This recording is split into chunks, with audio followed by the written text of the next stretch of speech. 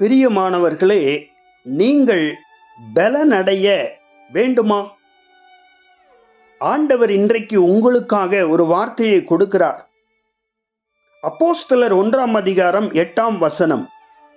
பரிசுத்த ஆவி உங்களிடத்தில் வரும்போது நீங்கள் பலனடைந்து எருசலேமிலும் யூதேயா முழுவதிலும் சமாரியாவிலும் பூமியின் கடைசி பரியந்தமும் எனக்கு சாட்சிகளாய் இருப்பீர்கள் என்றார். தூய ஆவியானவரின் திருமுழுக்கை பெறும்பொழுதுதான் ஒரு மனிதன் முழுமையான ஆவிக்குரிய பலனை அடைகிறான். இப்படி அவன் பலனடையும் பொழுது அவனுடைய குடும்பத்தில், அவன் வசிக்கும் ஊரில், இன்னும் உலகமெங்கிலும் சாட்சிகளாக அந்த மனிதன் இருக்கிறான். அதற்கு திருமுழுக்கு தேவை. தூய ஆவியானவரின் திருமுழுக்கை பெறாதவன் பலவீனன்.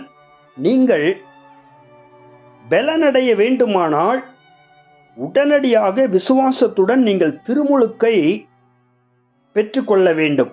அப்பொழுது உங்கள் சரீரத்தில் ஆவிக்குரிய பலனை கர்த்தர் தருவார்.